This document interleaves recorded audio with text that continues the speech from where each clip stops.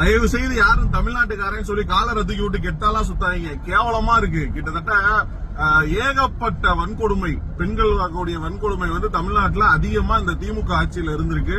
2021 ஆட்சியில வந்ததுல இருந்து இன்னைக்கு வரைக்கும் ஏகப்பட்ட பிரச்சனை.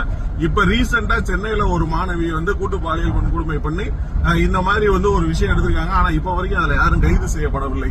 தொடர்ந்து இந்த திராவிட முன்னேற்ற கழகத்தினுடைய அரசு மாணவர்களுக்கு எதிரான விஷயங்களை தொடர்ந்து நடைபெறுது உங்களுடைய ஆட்சியில. இது வரைக்கும் அந்த ஃபர்ஸ்ட் அண்ணா யூனிவர்சிட்டியில ஒரு பிரச்சனை நடந்துச்சுல சார்ன்னு சொல்லிட்டு, அதவே இன்னும் என்னால கண்டுபிடிக்க முடியல.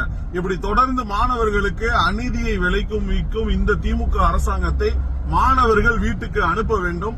இந்த மாணவர்கள் நலன் கருதி படித்தவர்கள் அரசியலுக்கு வர வேண்டும். மாற்றத்திற்காக மாணவர்கள் இந்த முறை வாக்கு செலுத்த வேண்டும்.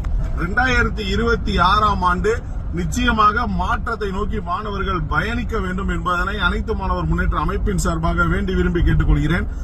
இந்த வட மாநிலத்து பெண் நம்ம தமிழ்நாட்டுக்காரங்களை நம்பிதான் படிக்க வந்திருக்காங்க.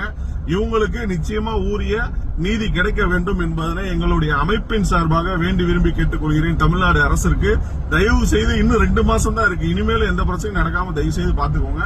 நன்றி.